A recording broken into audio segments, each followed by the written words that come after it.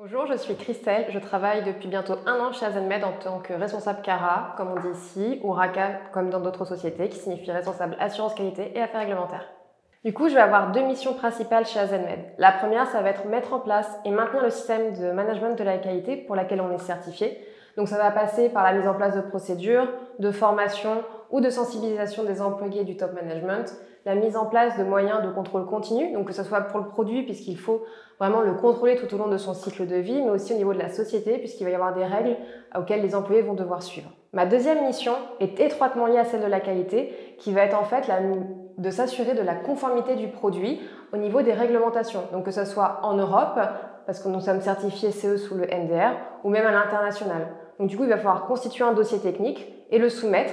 Et après, quand on est certifié, suivre cette certification et on peut également se faire auditer par les autorités compétentes. Les missions qui me passionnent au quotidien en tant que CARA, ça va être vraiment les différents défis et challenges que je vais rencontrer dans mon métier.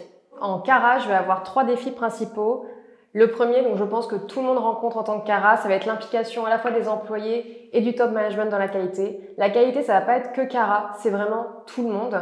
Et du coup, ce qui est hyper intéressant chez AZMed, c'est que la qualité a déjà été mise au centre dès le début, en fait, et du coup, le top management va vraiment supporter la qualité. Le deuxième challenge, ça va être de suivre le rythme de nos ingénieurs tech, puisque en fait, en physique, par exemple, on va changer le produit une fois tous les 5 ans, alors qu'un produit type MedTech avec intelligence artificielle ou software, on va pouvoir le changer plusieurs fois par mois. Et du coup, il va falloir à la fois suivre leur rythme pour pouvoir sortir les features du produit, mais aussi les ralentir si jamais on ne peut pas le faire tout de suite.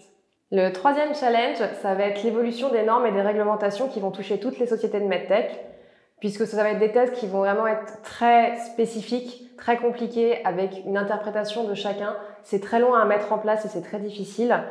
Et en fait, ce qui va se passer, c'est qu'on va avoir différentes directives qui vont nous encadrer maintenant. Je peux vous citer la nouvelle réglementation sur l'intelligence artificielle, la norme sur la cybersécurité NIS 2 qui a été mise à jour, qui va maintenant interagir avec tous les fabricants de dispositifs médicaux et j'en passe.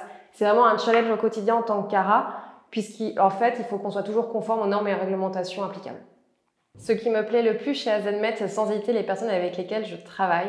En dehors de l'aspect structurel de la startup qu'on peut vraiment trouver partout, ici même si on a des backgrounds et vraiment des personnalités différentes, on s'entend tous vraiment très bien. Il y a vraiment une cohésion inter-team, on travaille tous très bien ensemble, mais au-delà de ça, on va vraiment sortir après le travail, on va boire des verres, on fait du sport, on va faire des team building et c'est vraiment un aspect qui est hyper important pour moi et m'entendre bien avec mes collègues, franchement, c'est trop bien.